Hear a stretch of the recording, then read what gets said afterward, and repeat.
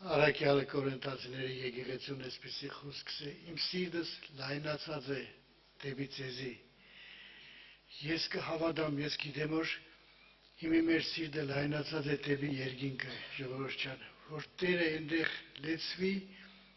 մեր կյանքը օժնի մեզի փառավորվի, ամեն։ Քուրեր եղբայրներ,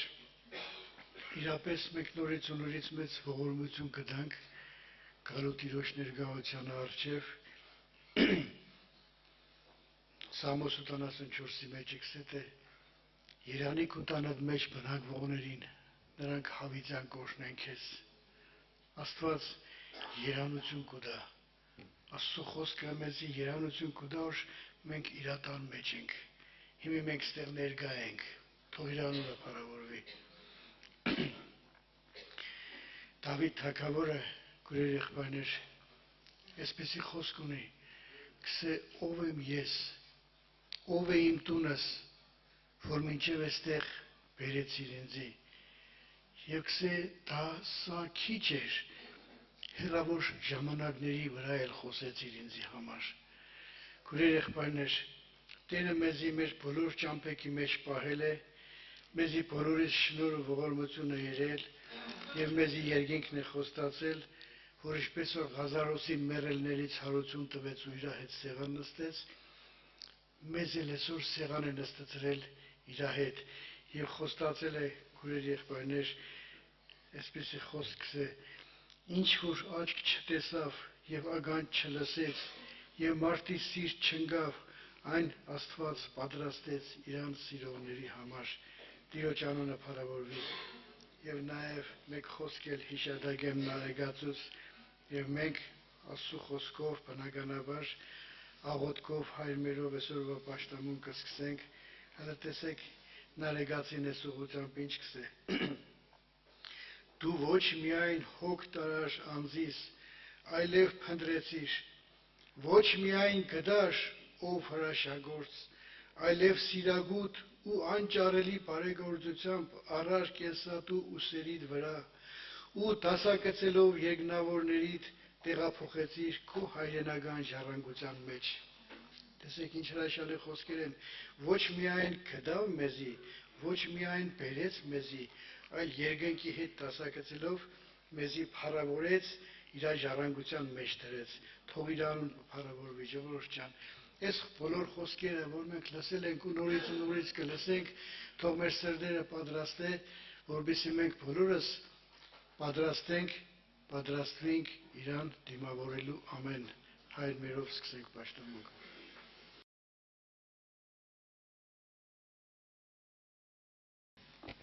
Սիրելիներ, Տիրոջ անունը փառավորվի։ Շնորհակալ ենք Տիրոջից իր ներկայության եւ ընդհանրապես մեր բոլորի աղոթքն ու փափագը մեկն է, որ Աստված այսօր մեր սրտին խոսա, քուրեր եղբայրներ ջան։ Գիտեք, Աստծո հայտնությունը այնքան խորն է մարդու կյանքի մեջ, այստեղ ցանկացած մեկը կապ չունի, ինքը այսօր առաջի օրն է եկել այստեղ, թե երկար տարիներ է եկել, ինքը միշտ իր ներսը ինչ-որ բան կուզե Աստծուց առնի, որովհետև ինքը արդեն ճաշակել է ու իր մեջ վստահություն կա, որ այստեղ գալով ինքը պետք է Աստծուց խոսք լսե ու այդ խոսքը իր համար կյանքի աղբյուր պետք է դառնա։ Այսինքն ներսի այցելություն Աստվածանից, ուրախություն, Տիրոջ խաղաղությունը, այն բաները, որ նոր մենք ինքներս չունենք, որ նոր երկրավոր կյանքի մեջ մարդը ձեռք չի բերում, ինչքան կուզես երկրի վրա ինչ նպատակներ ունես քո առաջ դրած, ուզում ես դրանց հասի, բայց այդ ամենը քո աշխարհում ուրախություն, հարատև ուրախություն չի բերի։ Կյանքը Աստծո մեջ է, քուրեր եղբայրներ ջան։ Եվ ես կուզեմ մի քանի տեղ ավետարանից կարդամ Աստծո խոսքից, որ մեր բոլորի ուշադրությունը բևեռվի կենտանի խոսքի վրա, կենտանի ներկայության վրա, այս հաստատությունը գնալով ավելի ամրանա մեր մեջ, որ մենք կայանանք նրանում, քուրեր եղբայրներ, չնայենք արտաքին ոչ մի բանի երկինք նայենք, Այստեղ կարող է լիքը հարցեր լինել, լիքը խնդիրներ, բայց դու Տիրոջը նայիր, նրան հուսա, այն խոսքը, որ քեզ ծնունդ է տվել, այն խոսքը, որ քեզ այսօր կյանքի է կոչում, այդ խոսքը կարող է քո կյանքում գործել։ Ղուկաս Ավետարան 16-րդ գլխի մեջ մենք գիտենք այդ պատմությունը մի հարուստ մարդու ու աղքատ Ղազարոսի մասին էր։ Եվ այստեղ ասում է, որ հարուստ մարդ կար, որը միշտ ծիրանի պեզ էր հագնում ու փառայած վարժություն էր անում, ու մի հատ աղքատ մարդ կար, անունը Ղազարոս, խոցերով լցված, իր դռանը գցված էր, ու հարուստի սեղանից ընկած փշրանքներով այդպես կերակրվում, ապրում էր, ու եղավ, որ ասում է երկուսն են մեռան։ Հիմա ինչ տեղ ունեցավ մահից հետո, ասում է, եւ դժոխքում է մինչև տանջանքի մեջ էր հարուստը։ Ասում է, երբ որ Ղազարոսը մեռավ, հրեշտակները նրան տարան հայր Աբրահամի գիրկը, եւ հարուստը որ մեռավ, եւ թաղվեցավ, եւ դժոխքումը մինչև տանջանքի մեջ էր, ասում, գտնվում էր իր աշկերը բարձրացրեց, տեսավ հեռվից Աբրահամին եւ Ղազարոսին էլ նրա կողումը։ Ու ասես թե խնդրեց, թե հայր Աբրահամից ողորմիր, որ այստեղ այրվում են, Ղազարոսին ուղարկիր, որ իր մատի ծայրը թրջե ջրով եւ իմ լեզուն հովացնե, որովհետեւ այս կրակի պոցի մեջ տանջում եմ։ Եվ Աբրահամը ասեց, թե որցյակ, հիշիր, որ դու ընդունեցիր քո բարիքը քո կյանքում եւ Ղազարոսն չարչարանքը։ Հիմա սա այստեղ անստանում է, դու այդտեղ այրվում ես։ Ու այսպես այս հարուստ մարդը մտածում էր, թե իր երկրավոր կյանքը իր աշկերի առաջ եկավ ու մտածեց, որ եթե այդ ամենից հետո դժոխքում է հայտնվե, ինչ կլինի իր բարեկամների, հարազատների հարցը, ու ասեց, թե խնդրեց, թե ասեց, ուրեմն աղաչում եմ քեզ հայր, որ դրան ուղարկես իմ հոր տունը, այ այնտեղ ապրողներին ասեց, ուղարկիր, այդ ապրողներին ասա, որովհետև ես 5 եղբայր ունեմ, որ նրանց վկայություն տա, որ նրանք էլ չգան այս տանջանքի տեղը։ Աբրահամը ասեց նրան, նրանք Մովսեսին ու մարգարեներին ունեն, թող նրան լսեն։ Աբրահամը ցույց տվեց ճանապարհը։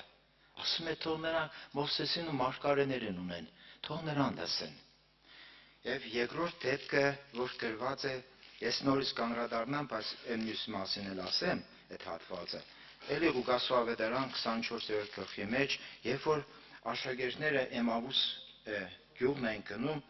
երկու աշակերտ այդ արդեն Քրիստոսի հարությունից հետո էր, որ որոշ աշակերտների երևացել էր, այս աշակերտները իրար գյուղն են գնում ու խոսում են այդ օրեր անցած դեպքերի մասին, ու մեկ երրորդը եկավ, որը Քրիստոսն էր արդյունքում մենք տեսնում ենք, բայց ինքը չէր երևում իրանք չէին տեսնում, չէին ճանաչում, Հիսուսին չէին ճանաչում, եկավ խոսած հարցրեց, ինչի մասին եք խոսում, իրանք զարմացած ասեցին, մենակ դու ես, որ չգիտես Երուսաղեմում ինչ էր այդտեղ ունեցել, եւ Տերը հարցրեց ինչ ու այդ սկսեց ամեն ինչը մեկնել Աստծո խոսքով, մեկնել ցույց տալ, որ Քրիստոսը պետք է գար, չարչարվեր եւ գիտեք վերջում ինչ է, այսպես մի հատ խոսք ասեց։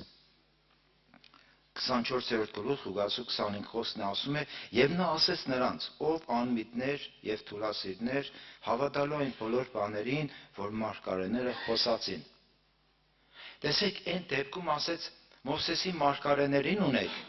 այստեղ էլ ասեց ով անմիտներ ու թուլասիրներ, հավատալու են բաներին, որ մարգարեները խոսվեցին։ Եվ մի տեղից էլ նորից կարտամ, էլի Ղուկասու Ավետարան առաջի գլուխ, երբ որ Եղիսաբեթին եկավ Մարիամը այցելեց, այնտեղ առաջի գլխում այդ 45 խոսքն է, ու 44-ից կարտամ, որտեղ ահա երբ որ քո բարևի ձայնը իմ ագաջներին հասավ, երեխան որովայնումը ուրախանալով խաղաց, եւ երանի նրան, որ հավատաց, թե այն բաները կկատարվին, որ Տերից է իրան ասված են։ Նայեք, եւ երրորդ խոսքը երանի նրան, երանի են բոլորին, ովքեր հավատում են, թե այն բաները կկատարվին, որ Տերից է իրան ասված են։ Հիմա քուրեր եղբայրներ ջան, այս ճանապարհն է անցնում մարդը։ Իհարկե այն առաջի դեպքը դժոխքի մասին էր, այդպես չէ, որ դժոխքով պիտի վախեցնե կամ վախենանք պիտի դժոխքով, բայց մենք պիտի հասկանանք, մեր կյանքի ընթացքը մեզ ուր է տանում։ Դժոխքը այն տանջանքի վայրը չէ մենակ, դժոխքը Աստծո ներկայության բացակայությունն է, քուրեր եղբայրներ ջան։ Եվ ես որ այդ դեպքերը տեղի ունեցան, այս հարուստ մարդը գուցե շատ իր սրտի մեջ այդպես տանջվավ, մտածեց, ինչի այդպես կյանք ապրեցի ես, բա իմ հարազատներն ինչ պետք է լինեն ու իր հոգը ներ արդեն թե գոնե մեկը գնա նրանց ասե։ Եվ ավետարանը մեզ ասում է, որ Մովսեսն ու մարգարեները կան, քուրեր եղբայրներ ջան։ Պետք չէ որ մենք անպայման անցնենք այդ դժոխքի, չգիտեմ, միջով կրակները տեսնենք, այդ չգիտեմ, տեսիլք ունենանք կամ ինչ-որ բան։ Մեր տեսիլքը, մեր հայտնությունը, մեր բոլորը ավետարանի խոսքի մեջ է։ Մովսեսը ու մարգարեները կան, որ այսօր բոլորիս աչքի առաջը տրված է, քուրեր եղբայրներ, ու մենք կարող ենք նայել, ընդունել այս խոսքը։ Մեր կյանքը փոխելու համար մենք համոզված լինենք, մենք հավատքով վերցնենք այս խոսքը, որ սա մեր ճանապարհն է փրկության։ Եվ այն մարդը, որը արդեն իսկ հասկանալով այս ամենը քննադատելով այդ հայտնությունը, որի սրտի մեջ բացվել է, Տերը երկրորդ խոսքն է ուղարկում, ասում է. ով անմիտներ ու թուլասիրտներ հավատալու այն բոլոր բաներին, որ մարգարեներիցը խոսվեցան։ Հիմա երկրորդ խոսքն է գալիս։ Այն առաջինից հասկացանք, որ մեր ճանապարհը առանց Աստծո կյանքի ճանապարհ չէ, դա, չգիտեմ, դժոխքի ճանապարհ է։ Հիմա եկանք, որ պիտի խոսքը ընդունենք, բայց Տերը նաև զգուշացնում է, որ անմիտ ու թուլասիրտ չլինես այս խոսքի համար։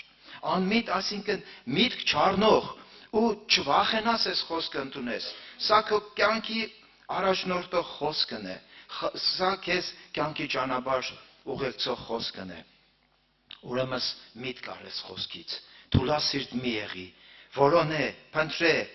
այս խոսքը կենտանի խոսք է, հավիտենական խոսք է, սա եկել է քո հոգու աշխարհում բժշկություն բերելու, կյանքի փոփոխություն բերելու, այն ինչ որ դու չես ունեցել, քուրս եղբայրը, սա երկնային ծնունդ է, երկնային ծնունդը երկրավոր բաներով չի ապրում, գիտես։ Հովհաննես ավետարանի առաջի գլխում ասում է նրանք,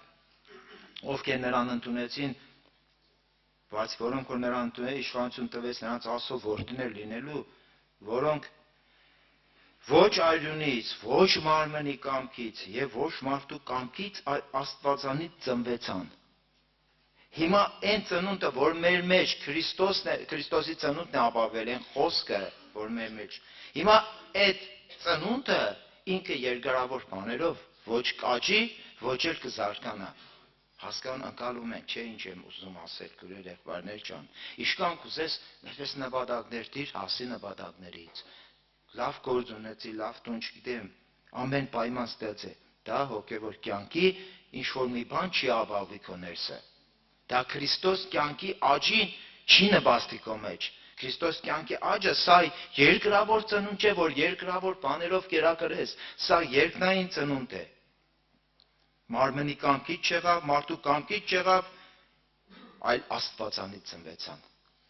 Եվ Տերը ասում է, ով անմիտներ, թուլասիրտներ հավատալու, քուրեր եղբայրներ։ Շատ անգամ ես ինքս էլ ինձ ասում եմ, կարդում եմ խոսքը, երբեմն գուցե եւ իմ հավատքը այդքան չէ, ընդունելու համար այդ խոսքը, այդ կենտանի վկայությունը,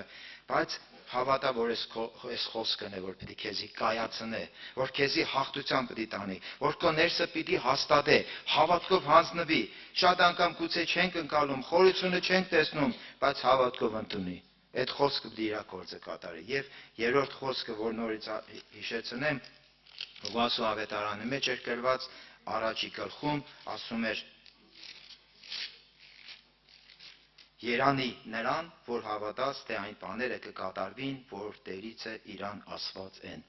Հիշում եք, մի հատ դեպքի մասին էլ ասեմ, երբ որ Երուսաղեմում էս կատարվավ երկրորդ գլուխ Ղուկաս ավետարան, Սիմեոն ծերունուն ասում է,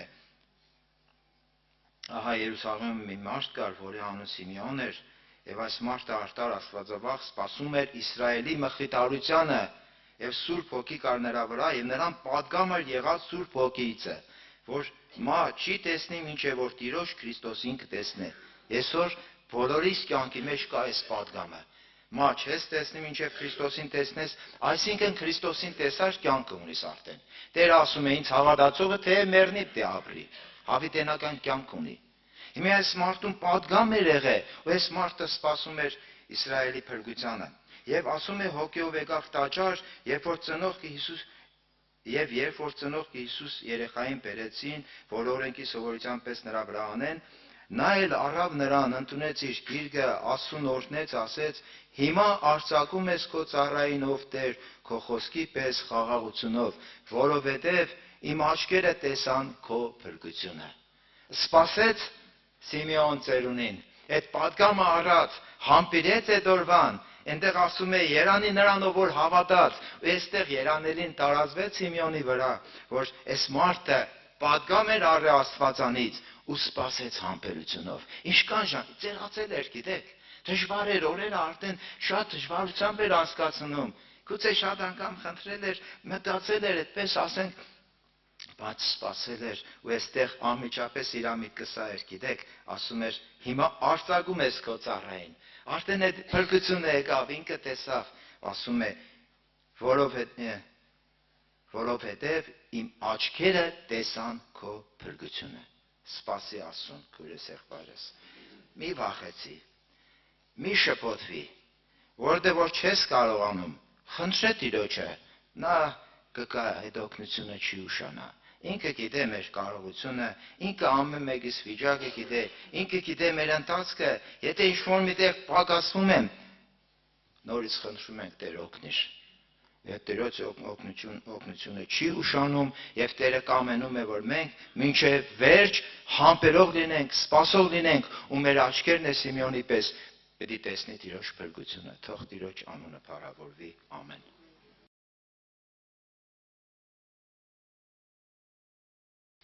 Տիրոջ անունը փառավորվի, Տիրոջ եղբայրնչան։ Աստված օրհնի ամեն մեկից։ Այսօր ստեղծից տրվել է խոսել հետևյալի մասին։ Քուրես ջան, եղբայրներ ջան, ուղղակի կուզեմ, որպես այստեղ մենք ամեն մեկս մեզ տեսնենք։ Առաջի վիճակը, որի վրա ուզում եմ կանգ առնել, հետևյալն է, որ այսօր շատ անգամ մեր աղոթներին պատասխան չկա։ Ո՞րն է պատճառը։ Պիտի կարդամ երրորդ թագավորաց գրքից հետևյալ տողերը, հիշում եք, երբ որ Եղիան աղոթ պիտի աներ, Բաղիմի մարգարոները աղոթեցին, պատասխան չկար։ Եվ Եղիայի աղոթքը սկսվեց հետևյալ կերպ։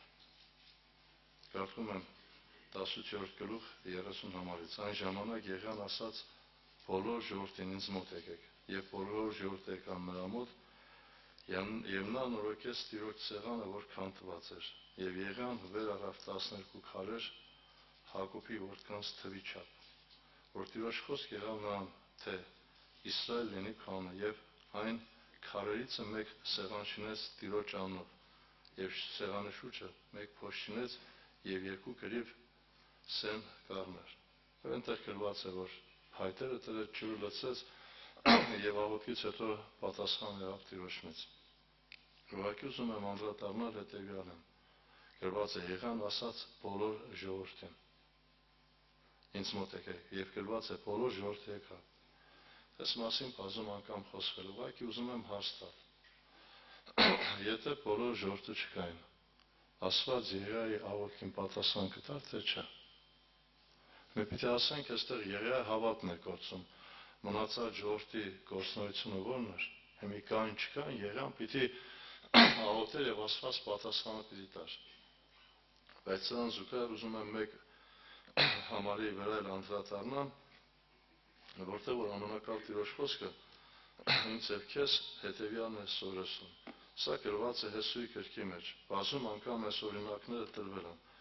Ուղղակի կուզեմ, որպեսզի ես եւ դու տեսնենք եւ կարողանանք նաեւ հասկանալ, որ պահեր կա, որ այդ բարի հետևանքով, երբ որ մենք թուլանում ենք, Աստծո խոսքը թողում ենք, Աստված պատասխան չի տալիս։ Երբ որ կարդում ենք Հեսուի գրքի մեջ, գրված է, որ Հեսուն 6-րդ գլխում ունեցավ մեծ հաղթություն Երիկովի հանդեպ։ Երիկովի ամբողջ պարիսպները փրկվեցին ընդամենը ամբողջ ժողովրդի հնազանդության հետևանքով։ Աստված պատվիրել էր, որ իրենք 6 օրը պիտի պտտվեն, 7-րդ օրը հոպելյան փողերի արձագանքման ժամանակ պիտի աղաղակելով հարձակվեն եւ հարձակման հետևանքով պատերը պիտի փլվեր եւ այդպես եղավ։ Բայց ուշադրություն դարձեք, կարդում ենք հաջորդ համարը, որ գրված է որ Իսրայելի որդիքը ելան պատերազմելու եւ պատերազմի ժամանակ հաջորդ 7-րդ գլուխն է գրված, պարտություն կրեցին։ Եվ երբ որ Հեսուն ընկավ Տիրոջ առաջին 7-10 համարն է գրված, եւ Տերը Հեսուն ասաց, վեր կաց, ինչու համար այսպես երեսիդ վայրս ընկել։ Իսրայելը մեր գործեց, զանց արին իմ ուխտը, որ պատվիրեցի նրանց։ Ուշադրություն դարձեք, Տերը խոսում է Հեսուի հետ հոգնակի, Իսրայելը մեր գործեց, զանց արեցին։ Բայց ընդամենը մեկ անձնավորություն, Աքար։ Հիմի հարցը հետևյալն է, քուրեր ջան, եղբայրներ ջան։ Հիմի Եհյան պիտի աղոթեր, որից է մեկ անձնավորություն, եթե Աքարի նման լիներ, Աստված պիտի պատասխան տար։ Ինչի համար է պատմությունները գրված, որ ես եւ դու կարողանանք տեսնել, եթե բանակի մեջ կա մեկ անձնավորություն, որը Աքար հոգեբանությունն է, Իսրայելը երբեք չի հաղթի։ Եվ այսօր մենք խորը մտածում ենք, լավ, ինչի համար այս պրոբլեմները չեն լուծում, ինչի համար աղոթքի պատասխան չկա։ Եվս մեկ օրինակ եմ ուզում տալ, ուշադրություն դարձեք Սուրբ Գրքի մեջ։ Ասո խոսքը հետևյալն է ասում մարգարության մեջ. նզովյալ լինին անձնավորությունը, որ Տիրոջ գործը զորության կյանա։ Այսօր եթե Աստված ինձ կարողություն է տվել, եւ ես այդ կարողության չափով չեմ աշխատում, Աստված ինձ ասում է, որ դու նզովյալ ես։ Սա խոսքներ չեմ ասում։ Ուշադրություն դարձեք, շատ անգամ մեջ բերում եմ անում Զաքարիա ներողություն։ Եզեկիել մարգարության 16:49, որտեղ որ Աստված խոսում էր Սոդոմի վրա, ցույց տալով հետևյալ վիճակը. հպարտություն, հացի կշտություն եւ անօգ հանգստություն։ Այսօր քույրս, եղբայրս, մենք շատ անգամ անօգ հանգստության մեջ ենք։ Ավելի շատ մտածում ենք մարմնավոր հացի մասին, քան հոգեվոր հացի մասին։ Եվ ինչ ես մտածում, եթե այսօր քո կյանքի մեջ առաջնայինը ոչ թե հոգևոր հացն է, այլ մարմնավոր հացը, ինչ ես կարծում, Աստված պատասխան կտա։ Իհարկե ոչ։ Այսօր առաջնայինը քո կյանքի մեջ, եթե հոգևորը չէ, Ղուկաս ավետարան 14-րդ գլուխ բազում անգամ այս մասին խոսվել է Քրիստոս աշակերտության վրա։ Քրիստոս աշակերտ լինելու համար կինը պետք վճարել։ Եվ 14-րդ գլխի մեջ, երբ որ կարդում ենք 26-27 համարը եւ 28 համարը, եթե մեկ ինձ մոտ կա եւ չհատե իր հորը, մորը, կնոջը, որդիներին, եղբայրներին, քույրերին,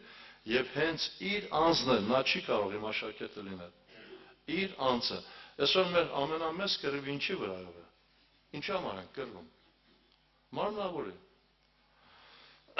Շատերս մեր անձերը չեն քննում եւ չենք տեսնում, թե եկուց Աստծո պիտի կանգնենք, թե չէ։ Աստված այստեղ ամեն մեկին ինքն է կանչել, հեղինակը ինքն է։ Երբ որ կարդում ենք Հովանու ավետարանի մեջ, ուշադրություն դարձեք։ Ինքը Տեր Հիսուս Քրիստոսը ինձ եւ քեզ հետեւյալն է ասում։ 15-րդ գլուխ 16 համար Հովանու ավետարանը, ոչ թե դուք ինձ ընտրեցիք, այլ ես ընտրեցի ձեզ։ Աստված ինձ եւ քեզ ընտրել է։ Հիմա հարց եմ տալիս։ Եթե մենք կարողություն չունենանք, եթե մենք պիտու չենք, Աստված ինչի պիտի ընտրեր։ Այսօր նայում ենք շատ գործերի մեջ, ենթադրենք անձնավորությունը նավաշինության մեջ ընտրում են լավագույն փայտը, փայտ, որը կարող է դիմակայել, որ կարող է երկար մնալ, լավերին են ընտրում, վատերին չեն ընտրում։ Այսօր շինարարները, երբ որ շենքը շինում են, ամուր քարն են ընտրում։ Ես այդ օրինակը շատ անգամ տվել եմ։ Երբ որ հիմնադրամի ժամանակահատվածում կլինիկան պիտի շինեին, մի հատ վարպետ կար, նորմալ տաշված քարը սկսեց մուրճով խփել, գոթրել, մոտեցածի վարպետ, եթե ամեն անգամ ես նորմալ քարերը կտրես,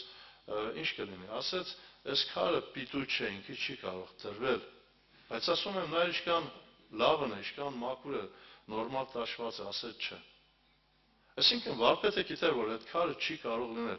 Այսօր Աստված գիտե, որ դու կարող ես եւ ինքը քեզ կանչել է։ Ուղղակի ուզում եմ, որպեսզի քո պատասխանատվությունը դու այստեղ կարողանաս տեսնել։ Անդրադառնում եմ Պողոս Առաքյալի խոսքերին, որտեղ որ Պողոս Առաքյալը ինձ եւ քեզ հորդորում է, որ լուրջ մտածենք այս համարների վրա։ Նայեք ինչ ասում ամենակալ Տիրոջ խոսքը։ Հռոմեացիս 11:13 համարի մեջ գրված է, որտեղ ես հետանոցների առաքյալ եմ, իմ պաշտոնը փառավոր կենեմ։ Այսինքն Աստված ինձ եւ քեզ պաշտոն է տվել։ Կա այստեղ անձնավորություն, որին որ Աստված պաշտոն չի տվել։ Այսօր շատերը կռիվ են տալիս, ինչ-որ հոգևոր պաշտոնի հասնելը, շատերը խորը մտածում են, երեց, եպիսկոպոս, սակավակ, մարգարեկամ, առաքյալ, սա ամենամեծ կոչումն է, պաշտոնն է, որ հետևանքով ինքը երկինք պիտի մտնի։ Եթե որից է մեկը սպասավորը կամ որից է մեկ հոգևոր պաշտոնյան իրեն գործը ծուրությամբ է անում, Աստծո խոսքն ասում է, որ Աստծո համար նզովյալ։ Այսօր Աստված քեզ ավելի մեծ կոչում եւ պաշտոն է տվել, եւ որն է կոչում եւ պաշտոնը։ Հռոմեացիս 12-ի առաջի համարի մեջ գրված է. ուշադրություն դարձեք, սա ամենամեծ կոչումն է եւ ամենամեծ պաշտոնն է, որ տրված է մարդկությանը։ Գրված է Հռոմեացիս 12-ի առաջի համար. Արդ աղաչում եմ ձեզ եղբայր, Աստծո ողորմությունը, որ ձեր մարմինները ներկայացնեք կենտանի սուրբ եւ Աստծո ընդունելի պատարագ, որ ձեր բանավոր պաշտոնն է։ Ինչ պաշտոն ունենք ես եւ դու, գրված է կենտանի սուրբ եւ Աստծուն ընդունելի պատարագ։ Իսկ Աստծուն ո՞րն է ընդունելու, լավը թե վատը։ Սիրելիս, դու Տիրոջ համար շատ թանկ արժես։ Եվ այսօր ինքը Աստված քեզ կանչել է եւ իրեն բուն նպատակը, որ կարողանաս սա հասկանալ, կանչել է գործի համար, իրեն գործի համար։ Երբ որ մենք կարդում ենք Հիսուսին հարցրեցին, ո՞րն է ամենամեծ գործը, չասեց նախակա, վարչապետ, թագավոր, այլ ասեց հետևյալը. հավատալ, անոր ուղարկածը։ Հիմա ամենամեծ պաշտոնն է քեզ տվել, ոչ թե թագավորս, ոչ թե վարչապետս, ավելի մեծ պաշտոն, կենտանի սուրբ։ Հարցը հետևյալն է. հիմա այդ պաշտոնի վրա դու աշխատում ես, որ ինքը փառավոր լինի։ Ես տեսել եմ շատ անձնավորություններ, որոնց որ տրված է եղել մարմնավոր աշխատանք, բարձր աշխատավարձով, ամեն ինչ անում էր, որ այդ աշխատանքից ինքը չզրկվի։ Ենթադրենք աշխատանքը սկսում էր ժամը 9-ին, ինքը 8-ին էր գալիս, աշխատանքը վերջանում էր 5-ին, ժամը 6-ին կամ 7-ին էր գնում, որպեսզի տնօրենը գովեր, որպեսզի այդ անձնավորությունը իրեն աշխատանքը չկորցներ։ Հիմա հարց եմ տալիս, մենք մեր հոգևոր գործը ինչպես ենք կատարում։ Արդյոք Տերը կարող պիտի ասե ապրես հավատարիմ ծառա, քիչ բանի մեջ հավատարիմ եղար, շատի վրա պիտի կարգեմ։ Այսօր շատերի մտածելակերպ հետևյալն է. գալ պաշտամունքի աղոթել թոնել կնալ։ Հիմա հետաքրքիր Աստված ինձ եւ քեզ սրա համար ընտրել։ Սա է ընտրության նպատակը։ Մատթեոս ավետարան 11-րդ գլուխ 28 համարն եմ կարդում։ Գրված է. եկեք ինձի բոլոր հոգնած եւ բեռնավորվածներ։ Հարց. ինչ է որ մարդկությունը չի գալիս։ Որն է պատճառը։ Ցույց տվեք մի հատ անձնարարություն, որ հոգնած չէ։ Աշխարհի մեջ։ Ամենահարուստ մարդը հոգնած է թե չէ։ Շատ անգամ ասել եմ, մարդը գնում է հանգստանալու, ամենալավագույն տեղն է գնում հանգստանալու, գալիս է, երբ որ հարցնում ես ոնց ես, ասում է հոգնած եմ։ Եղբայրս, քույրս, ամենակալ Աստված հրավերք է ուղղել մարդկությանը, եկեք ինձի բոլոր հոգնած եւ բեռնավորվածներ։ Ինչի չեն գալիս մարդիկ, որն է պատճառը։ Առաջին նախապայմանը, որ ինքը մեղքից հոգնած չէ, դեռ սիրում է մեղքը։ Երկրորդը չի հավատում, որ հանգստությունը Քրիստոսի կրքի մեջ է։ Այսօր եղբայրս, քույրս, Աստված քեզ ընտրել է, կանչել է, տվել է ամենամեծ պաշտոնը եւ ինքը կամենում է, որ դու այդ պաշտոնը փառավոր անես։ Նույն Պողոս առաքյալ ուշադրություն դարձեք, խոսում է երկրորդ Կորինթացիս թղթերի մեջ 6-րդ գլխի 3-րդ համարում ինչ է ասում։ Ոչ մի բանով, ոչ մի գայթակղություն չենք տալիս, որ պաշտոնը չնախատվի։ Այսինքն մարդը աշխատում է իրեն վրա, որ իր գործնական կամ ապրած կյանքի մեջ որից մեկին գայթակղություն չլինի։ Եվ մեկ համարել են ուզում մեջ բերում անել այդ կոչման եւ պաշտոնի վրայով, լինում է պարակա, երբ որ մենք իրոք ձգտում ենք, որպեսզի չմեղանչենք, ապրենք ասում հաճելի կյանք։ Պետրոս առաքյալ իրեն թղթերի մեջ, երկրորդ Պետրոս առաջի գլուխ 10 համարում նայեք ինչ հոյակապ միտք է բերում մեզ ամեն մեկիս։ Սրա համար եղբայր, ավելի ջանք արեք, որ ձեր կոչումը եւ ընտրությունը հաստատ անեք, որովհետեւ սրանք անելով երբեք հանցանքի մեջ չեք ընկնի։ Իշքան պարզ է բացատրում։ Մենք այսօր սայթակում ենք, ընկնում ենք, ես չեմ ասում, թե մենք չպիտի սայթակենք, պիտի չընկնենք, պիտի չմեղանչենք, չսխալվենք, չէ, քույրս, եղբայրս, քանի թե մարդը ֆիզիկական մարմնի մեջ է, պատրաստ է ամեն անգամ սխալվելու։ Բայց ինչ է ասում Պետրոս Առաքյալը, մեզ ցույց է տալիս հաղթության բանալին։ Սրա համար եղբայր ավելի ջանք արեք, որ ձեր կոչումը եւ ընտրությունը հաստատ անեք, որովհետեւ սրանք անելով երբեք հանցանքի մեջ չեք ընկնի։ Պողոս ինչ է ասում։ Ինչ է Պողոսի գործունեության հիմքը։ Ես հեծանոցներ առաքյալ եմ, իմ պաշտոնը փառավոր կենամ։ Այսօր մարմնավոր գործի մեջ մենք ամեն ինչ անում ենք, որ որից մեկը մեզ չմեղադրի կամ տնօրենը։ Բայց հարցը հետևյալն է, իսկ Աստծոյի գործի մեջ ո՞նց ենք։ Մարմնավոր տնօրենը, եթե այսօր քեզ ինչ-որ մի հատ հրանք տա, կանես 100%, թեկուզ է պետք է գործը չէ։ Բայց Աստծո օրենքը թողել ես։ Խորում մտածում ես, թե կունենաս հաղթություն, ուղղակի իմ խոսքի հիմքում հետևյալն է, բերում եմ հետևյալին, ինչի համար աղոթում ենք եւ աղոթքի պատասխան չկա։ Կարդում եմ մեկ համար, որը գրված է Երեմիայի մարգարության մեջ, 8-րդ գլխի 22-րդ համարում նայեք ինչ ասում ամենակալ Աստված Երեմիայի շուրթերով ինձ եւ քեզ, 8-ի 22-րդ համարն է։ Ինչ ասում Տերը։ Բալասան չկա կաղատում, կամ բժիշկ չկա այնտեղ, ապա ինչու համար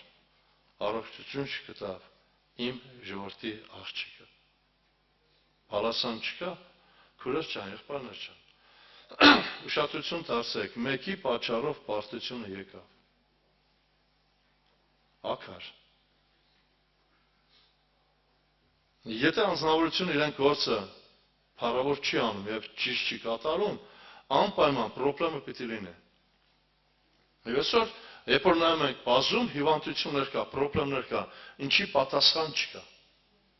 Իշքան ենք ծոմ պահում, աղոթում ենք, բայց պատասխան չկա։ Չէ՞ որ ամենակալ Աստված ասում է. խնդրեցեք եւ կտրվի։ Միթե Աստված իր խոսքի հետևում կանգնած չէ։ Եղբայրս քույրս, եւս մեկ համար եմ ուզում հիշեցնել, որը գրված է Ելիս 15-րդ գլխի 26 համարն է։ Նայեք ինչ ասում ամենակալ Աստված ինձ եւ քեզ։ Եվ ասեց. Եթե իրավ լսես քո Յովասոյի ձայնին, եւ ինչ որ նա աչքի առաջին ուղիղ անես, եւ նրա պատվիրանքներն ականջ տնես, նրա բոլոր կանոնները պահես, այն ախտերից ոչ մեկը քեզ վրա չեմ բերիլ, որոնք եգիպտացիների վրա բերի, որտեվ ես եմ Յովան, քո բժիշկը։ Հետաքրքիր է, Աստված մեր բժիշկն է, բայց մենք հիվանդ ենք։ Ինչի համար չի բժիշկում։ Որն է պատճառը։ Եղբայրներ քույրեր, բազում անգամ խոսվել ես մասին, ուղղակի ամենամեծ խնդիրը ուղղված է ինձ եւ քեզ։ Ինչի համար մենք աղոթում ենք եւ այդ բժշկությունը չկա։ Երեք եղբայրական էր, եղբայրներից մեկը ասեց, որ այն ժամանակահատվածում իրոք Աստված մեզ օժնում էր, սերը շատ էր, իրոք այդպես եղել է։ Ես անցանց տեսել եմ եղբայրների աղոթքը։ Կարաս եղբոր աղոթքը, Ղարիբ եղբոր աղոթքը, Վարոդ եղբոր աղոթքը։ Որն էր պատճառը։ Այն ժամանակ այսքան գիտություն չկար, բայց կար հավատք ամենակալ Տիրոջ խոսքի վրա։ Ամեն մեկ անձնություն իրեն գործը աշխատում էր լավագույնս անել։ Եսայի 15-22 համարն եմ կարդում, նայեք ինչ ասում Եսայի մարգարեն 19-րդ գլխի 22-րդ համարի մեջ։ Գրված է. Տերը պիտի հարվածե եգիպտացիներին, պիտի հարվածե եւ պիտի բժշկե, եւ նրանք պիտի դառնան Տիրոջ մոտ, եւ նրանք պիտի ընդունեն, եւ նա պիտի բժշկե նրանց։ Եվ Տերը պիտի հարվածե եգիպտացիներին։ Եղբայրներ քույրեր, չի գրված հрьяաներին, եգիպտացիներին։ Աստված ունի ծրագիր եւ Աստված շատ անգամ, երբ որ հիվանդություն է լինում, անպայման բժշկությունը լինում է։ Այսօր կուզեի հարց տալ ինձ եւ քեզ, ոչ թե հիվանդության վրա։ Աստված մեր կյանքի մեջ ինչքան ողորմություններ ա։ Ուղղակի ուզում եմ մեջ բերում անել Աստված թոները, որից է մեկին նկատի չունեմ։ 44 օրվա պատերազմը։ Ող, լաց, ասված ողորմություն արես, թե չէ։ Իշքան մարդիկ այդ մրցավանջից, այդ ահավիրքից, այդ արյունահեղ պատերազմից ողջ առողջ հետ վերադարձան։ Հարց հետևյալն է, գնահատում ենք, թե չէ։ Սուրբ գրքի մեջ գրված է, կբժիշկ է եւ նրանք դառնան դեպի Տիրոջը։ Այսօր ասված մեզ իշքան ողորմություն արը։ Հիմի հարցս հետևյալն է, մենք դարձել ենք Տիրոջը, թե չէ։ Տիրոջ դարձած անձնավորությունը ապրում է Տիրոջ հետ։ Իր նպատակը մեկն է, ամեն ինչ անել, որպեսզի իրեն Տերը ուրախ լինի։ Քույրս եղբայրս, մենք շատ անգամ խոսում ենք սրա վրա, բայց հարցը հետևյալն է, պատասխան չկա։ Ինչի պիտի անպատասխան լինի։ Չէ որ Աստված ասել է, խնդրեցեք կտրվի։ Բայց այսքան մենք աղոթում ենք, բայց պատասխան չկա, ո՞րն է պատճառը։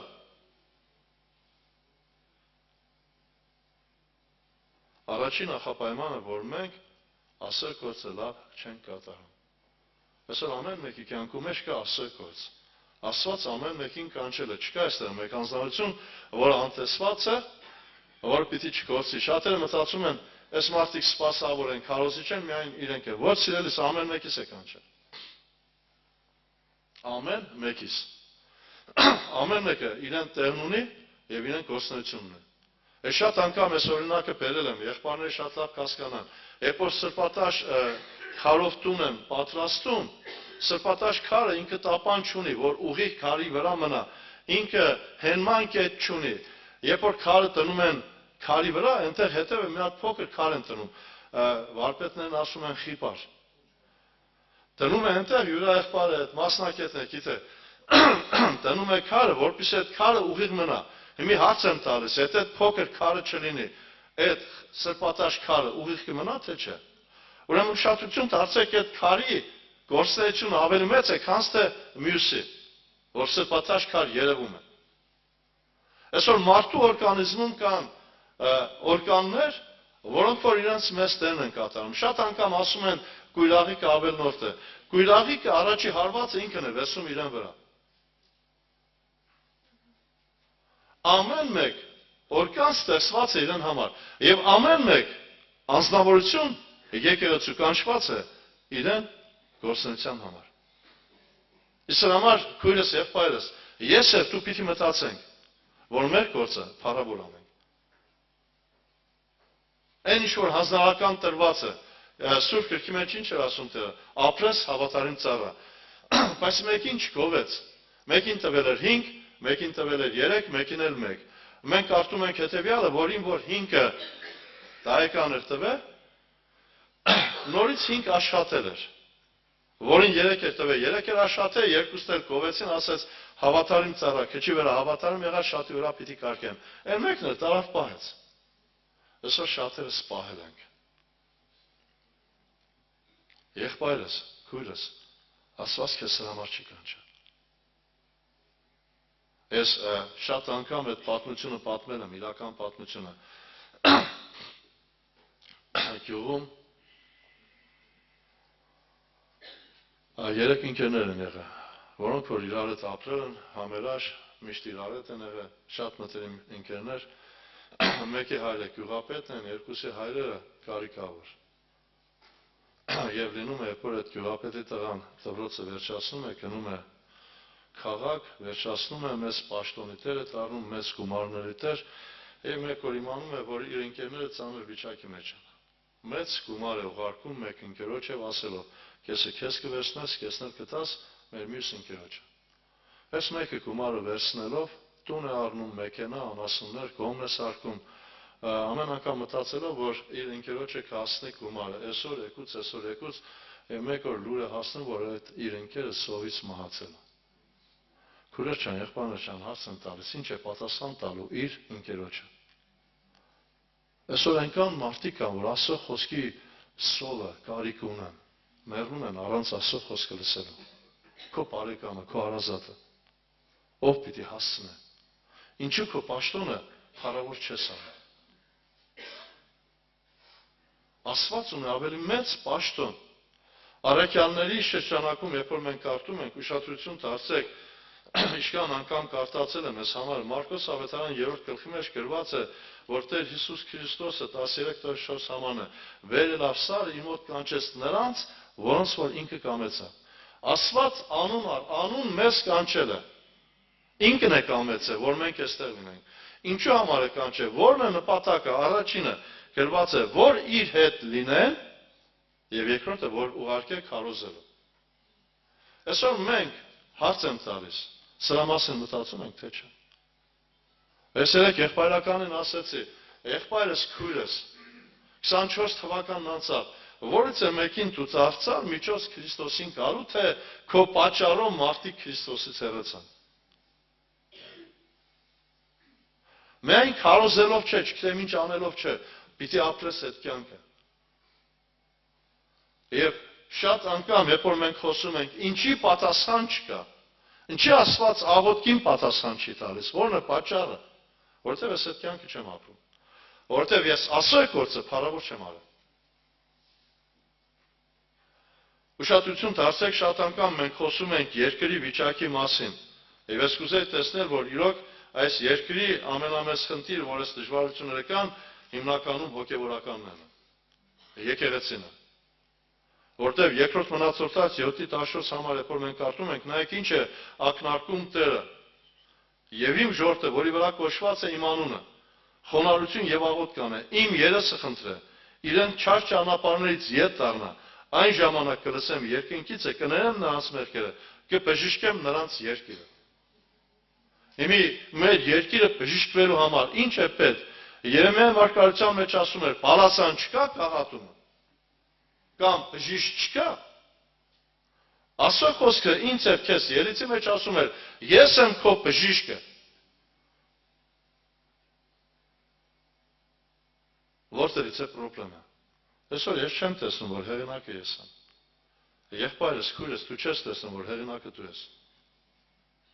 Այսօր մեր մեջ ինչ է արմատացել։ Ուղղակի մեջ բերում եմ անում թվոց 32-րդ գլխին, Իսրայելը պատերազմելով գալիս էր։ Եկան բազում տարածքներ գրավեցին եւ գրված է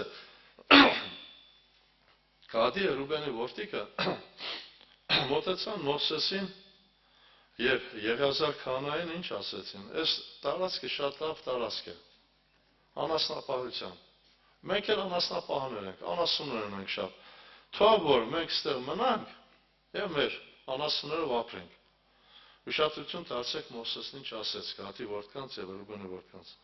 Միթե ձեր եղբայրները պատերազմի կնան, դուք այստեղ նստեք։ Ինչու համար եք Իսրայել որդկանցիցը թույլատրում, որ չանցնեն այն երկիրը, որ Եհովան տվել է նրանց։ Այսօր մենք թույլատրում ենք եկեղեցու մեջ։ Աստված քեզ հանձնարարություն է տվել։ Դու այսօր պատերազմի մեջ ես։ Այսօր զենքերը դրել ես, հասել ես քո նպատակին, մարմնավոր, քո ուզածին, այլևս կռիվ չկա։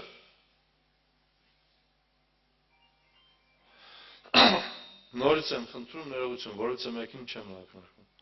44 օրվա պատերազմի ժամանակ մենք ոնց ենք աղոթում։ Պատերազմը բրծավ, աղոթքը շարունակվում է։ Մենք դադարեցինք պատերազմելուց, դադարեցինք աղոթք անելուց։ Եվ այսօր նայում ենք Գադի որդիկ եւ Ռուբենի որդիկ, իրենց նպատակը մեկն էր՝ մարմնավոր կետին հասնել եւ եզրափակել։ Մովսեսը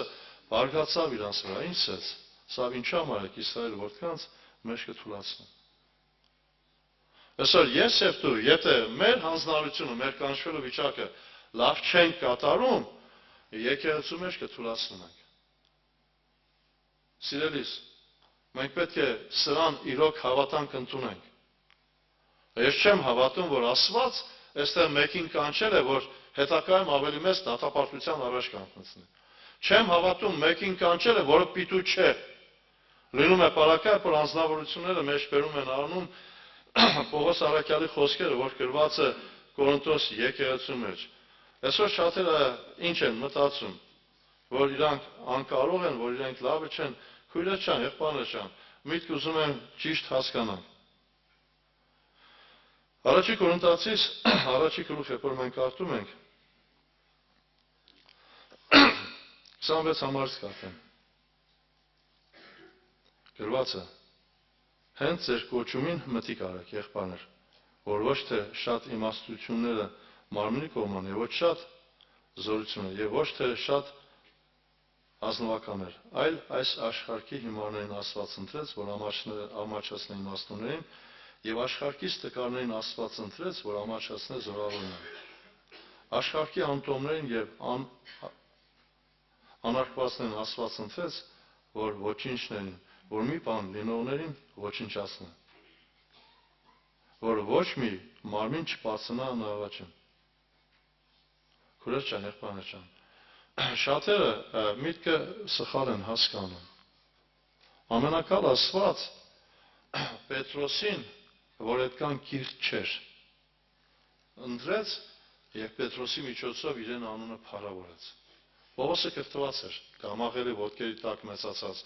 Աստծո խոսքին քաջատեղյակ, բայց Պետրոսը ցկնոց էր։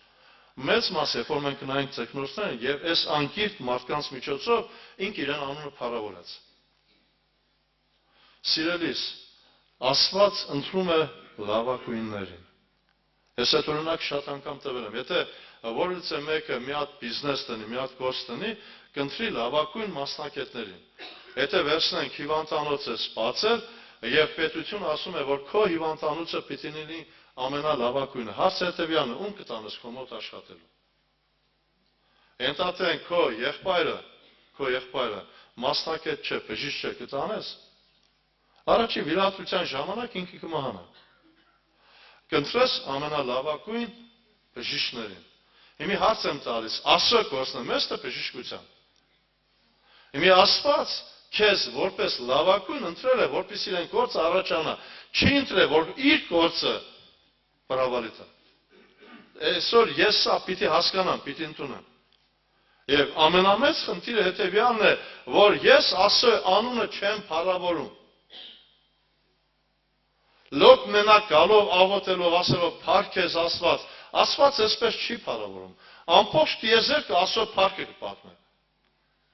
Այսօր Աստված կուզե, որ քո գործը տեսնելով Տիրոջ անունը փառավորվի։ Հիշում եք համարկա գրված, որ խոսքը առաջանա եւ փառավորելա։ Ուշադրություն դարձեք, Միսակ, Սեդրակ, Աբեդնագո։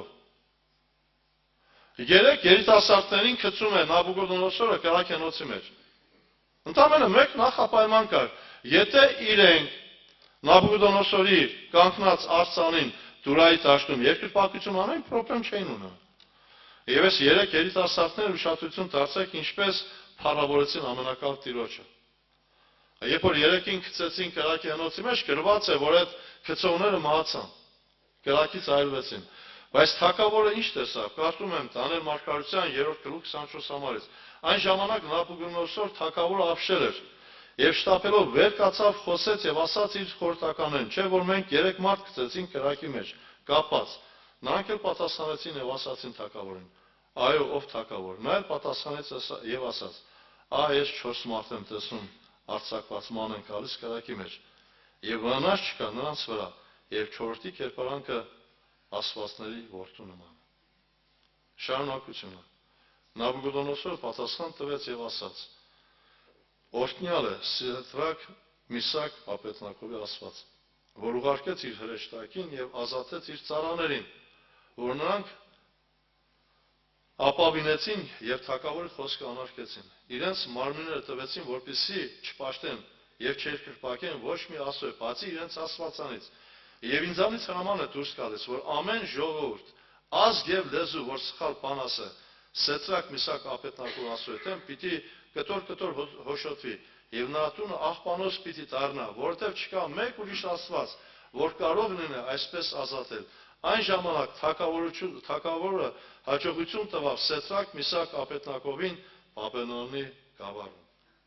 Փառավորվեց Աստված, թե չէ։ Հիմա հարցը հետևյալն է, իմ եւ քո կյանքի մեջ փառավորվում է։ Սիրելիս, Աստծո նպատակը սա է, որ իր անունը փառավորվի։ Ինքը քեզ որպես անոթ կանչել է, տկար անոթ, որպեսզի այն իրեն զորեղ կացող անոթին ամաչեցնի։ Ոչ ուսյալ Պետրոսին օգտագործեց կանգնել թագավորի կայսրի առաջին եւ խոսել։ Սիրելիս, այսօր Աստված քեզ ընտրել է եւ ինք ուզում է, որպեսզի քո պաշտոնը փառավոր լինի։ Եվ ինք ուզում է, որպեսզի քո մեջ բժշկություն լինի, առաջին հոգևորապես, որ ես եւ դու այսօր կարողանանք հասկանալ, որ կա հավիտենական կյանք, եւ այդ կյանքը պահված է Քրիստոսի մեջ։ Այդ կյանքը ունենալու համար պիտի մեկանալ Քրիստոսի հետ։ Հիշում եք, անցած անգամ խոսեցի այդ մասին, կարծում այդ համարը մեր բոլորի համար։ Հովան ավետարանի մեջ, երբ որ մենք կարդում ենք 16-րդ գլխում, ինչ է ասում Տեր Հիսուս Քրիստոսը։ 22-րդ համար. Եվ այս այն փառքը, որ ինձ տվիր, նրանց տվիր։ Ուշադրություն դարձեք, Աստված մեզ ինչ է տալիս, Աստծո տված փառքը։ Բայց հարցը հետևյալն է, մենք ինչին ենք ցկտում։ Հովան ավետարան կարդում եմ 5-րդ գլխի մեջ հետևյալ տողերը։ 40 համարից մինչև 44 համար։ Եվ դուք չեք կամենում ինձ մոտ գալ, որ կյանք ունենաք։ Ես մարդկանցից փառք չեմ առնում, բայց ճանաչում եմ ձեզ, որ Աստծո սերը չունեք ձեր անձերում։ Ես իմ հոր անով եկա, ինձ չեք ընդունում։ Եթե ուրիշը գար իր անով, նրան կընդունեք։ Ինչպես կարող եք դուք հավատալ, որ իրարից փառք եք առնում, եւ այն փառքը, որ միայն Աստվածանից է, չեք որոնում։ Մի հարց հետևյալն է, մենք Աստծո փառքն ենք որոնում, թե մեր։ Սիրելիներ, այսօր Աստված ուզում է, որ ես եւ դու կարողանանք սա տեսնել։ Ամենաթանկ բանը կյանքն է։ Հավիտենական։ Աստված քեզ ծրի տալիս է, դու սրան չես ցկտում։ Ցկտում ես մարմնավորին։ Ինչի համար Աստված չի բժշկում, որովհետև չենք հավատում։ Ուշադրություն դարձեք, բժշկության առաջին հիմքը որն էր, երբ որ Հիսուս Քրիստոս բժշկություն էր անում, առաջի հարցը հիվանդին ինչ էր ասում։ Հավատում ես։ Եվ ուզում եմ մեջբերում անել հարապետի հավատքին։ Ծառան հիվանդ էր, ծառան չէր կարող պատասխանել։ Ասեց, ես հավատում եմ, եթե ասես կլինի։ Այսօր լավ, բալասան չկա կահատում։ Ինչի չկա աղոթքի պատասխան, ինչի չկա բժշկություն, ինչի չկա առաջին հոգևոր բժշկություն։ Պողոս առաքյալը շատ անգամ ակնարկում է մեզ, նայելով ձեր հոգևոր հասակներին, որ վարտապետներ պիտի լինեք, բայց դեռ տակավին մանուկ եք եւ կաթնքեր։ Կամ Տիմոթեոսին ուղված ուղերձում ինչ էր ասում. Աստված պաշտության կերպարանք ունեմ, բայց անոր զորություն ուրացած։ Սիրելի քույր եղբայր, այսօր խնդրանքս հետևյալն է, որ ես դու կարողանանք լուրջ մտածել այս մասը։ Մենք ինչի համար ենք կռվում, որն է մեր կռիվը։ Փոխանակ այդ փառքի համար կռվենք, կռվում ենք ժամանակավոր փառքի համար, մարմնավորի համար։ Սիրելիներ, չկա մեկ անձնություն, որ իրեն սրտի մեջ չունենա պատերազմ։ Իսկ որն է պատերազմի նպատակը։ Ինչի համար ենք մենք պատերազմում։ Եթե պիտի չունենաս հավիտենական կյանք, ումն է պետք։ Մեր Ղարիբ եղբայրը 90 տարի ապրեց երկրի վրա։ Շատ երկար ժամանակահատված է, գիտեք։ 50 տարի եղել է հավատքի մեջ, կես տար։ Մի հարց եմ տալիս։ Եթե Աստված իրեն նորից 100 տարի կյանք տար, կպատկերացրեք 190 տարեկան մարդու կյանքը։ Ցավ դարապանք, այդպես է, թե չէ։ Երբ որ եղբայրները քարոզում են, խոսում են, ասում են փառքասու, շատ անձնավորություններ կարող է մտածեն, լավ, ի՞նչն է փառքասու, մարդը մահացել է։ Սուրբ Գրքի մեջ գրված է, վերջացավ սուկի օրերը։ Այդ տառապանք ինքն է ապրը։ Ես շատ անգամ ասում եմ, մեկ անգամ ցույց տվեցին ինձի աշխարհի ամենատարեց անձնավորությունը Կաշին ու ոսկորն էր, չգիտեմ, Տիբետում էր, թե Վիետնամի այդ կողմերն էր, Չինաստանում էր։ Գետալով ջուր են տալիս, հետաքրքիր է, այդ մարդը ինչ է մտածում եւ ինչ է հասկանում կյանքից։ Այսօր Աստված քեզ տալիս է հավիտենական կյանք եւ հավիտենական երիտասարդություն։ Սրա համար կրիվ չես տալիս։ Աստծո նպատակը հետեւյալն է, որ այդ պարասանը քո մեջ լինի,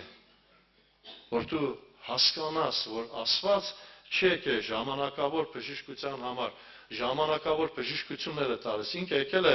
հավիտենական բժշկության համար։ Եկել է, որ քեզ հավիտյանս բժշկի, որ դու ամփոստով հավատաս, որ կյանքը Քրիստոսի մեջ է եւ կա հավիտենական կյանք։ Եղբայրներ քույրեր, խնդրանքս հետևյալն է։ Պավլիկ ապերը շատ անգամ օգտագործում է այդ միտքը, վրեժ եղբայրներ,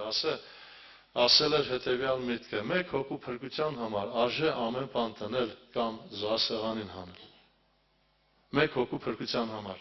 Իսկ քո փրկության համար դու ինչ ես անում։ Պողոսն ասում է, ես իմ պաշտոնս փառավոր կենեմ։ Ես իմ անձս կճնշեմ ու կնվաճեմ։ Ես ամեն օր կմեռնիմ։ Ինչ համար, որպեսզի այդ հոգևոր բաժինը, հոգևոր պաշտոնը իրեն կյանքի մեջ բարձրանար։ Այսօր մեր մեջ երկու բնություն է։ Հին ատամական բնությունը եւ նոր Քրիստոս բնությունը։ Եվ երկուսը իրար հակառակ են։ Գաղատացիս թղթերի մեջ հիշում եք, Պողոս առաքյալը ակնարկում է սրա մասին։ Կարդամ այդ տողերը։ Ամեն մեկ անձնավորության մեջ կա այս երկու բնությունը։ Բայց ես ասում եմ 5:16-ից եմ կարդում։ Հոգով գնացեք եւ մարմնի ցանկությունը չեք աթը, որովհետեւ մարմինը ցանկանում է հոգուն հակառակ, հոգին մարմնին հակառակ։ Սրանք իրար հակառակ են։ Մեր մեջ երկու բնություն է։ Հոգևոր եւ մարմնավորը։ Այսօր հոգևորը գրիվ է տալիս մարմնավորության դեմ։ Կհաղթի միայն այն դեպքում, երբ որ դու իրեն կողքին կանգնես։ Բայց եթե կանգնում ես մարմնավորի կողքին, հոգևորը արդեն իսկ պարտված է։ Ինչի համար ես կանգնում հոգևորի կողքին, որն է պատճառը։ Քո հավիտենական կյանքը։ Սրա մասին մենք չենք մտածում։ Եվ ամենամեծ ցավը հետևյալն է, նորից եմ ասում, ասված թողների։ Եզեկիել 16:49 համարին եմ անդրադառնում։ Այսօր շատերի կյանքի մեջ այս իրավիճակն է։ Կարդամ մեր բոլորի շինության համար։ Եզեկիել 16:49 համար։ Ահա սա է քո քույր Սոդոմի անօրենությունը։ Հպարտություն, հացի կշտություն, անօգ հանգստություն ուներ նա եւ իր աղջիկները, եւ խեղճի աղքատի ձեռքերը չեր ուժովացում։ Նրանք հպարտացան, փոփրություն արեցին իմ առաջին եւ նրանց վերացրի հենց որ տեսա։ Հպարտացան, փոփրություն արեցին։ Ուրեմն, ուղղակի ուզում եմ տեսնենք, թե հպարտությունը որտեղից է ծնվում։ Գրված է հացի կշտություն եւ անհոգ հանգստություն։ Այս երկու գործոնի հետևանքով մարդու կյանքի մեջ հպարտություն առաջանում։ Ես շատ անգամ խորհրդատում եմ մեկի մասին։ Այսօր մի հատ անձնավորություն կա, գիտնական, աշխարհի ամենահարուստ անձնավորությունն է Իլոն Մասկ։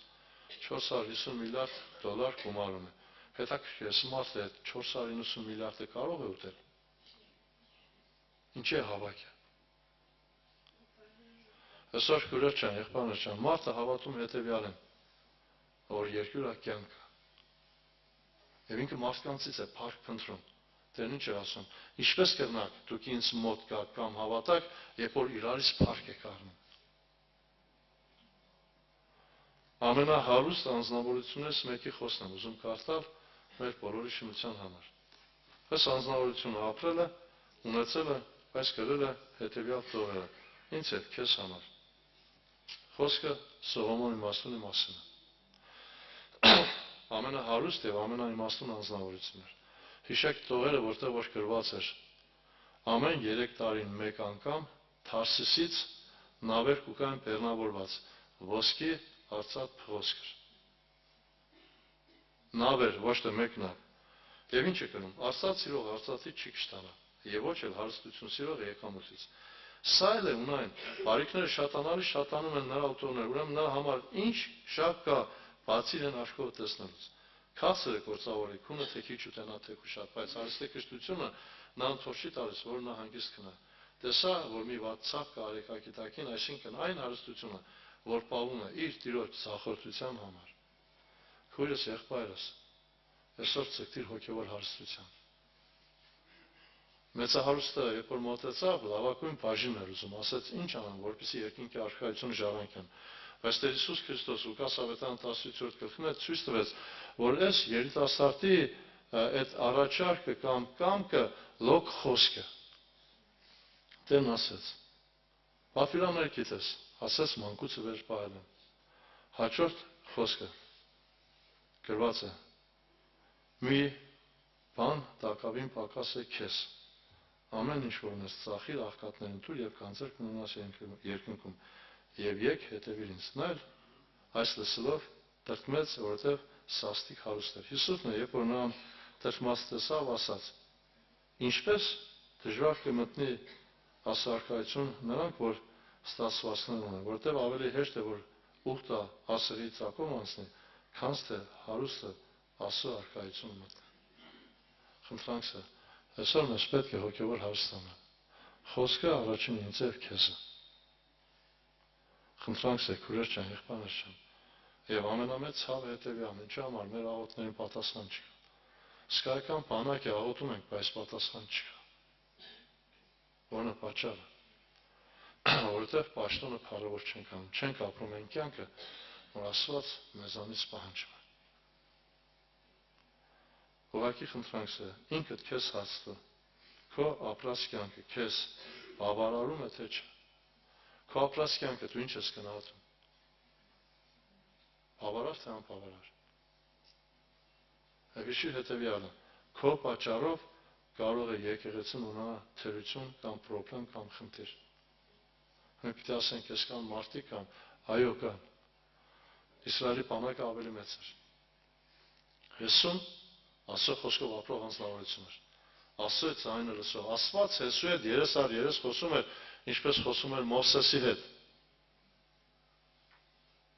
Բայց ելավ պատերազմելու եւ բանակը պարտություն կրեց։ 36 հոգի մահացան։ Հիմա լավ է, 36 հոգին մեղավոր էին։ Ընդհանրապես մեկ ակար, որի հետևանքով Իսրայելի բանակը պարտություն կրեց։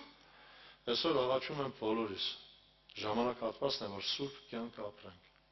Աստված քեզ կանչել է սրա համար։ Աստված գիտե, որ դու կարող ես։ Ուղղակի քո կողմը մեկն է՝ ցկտել։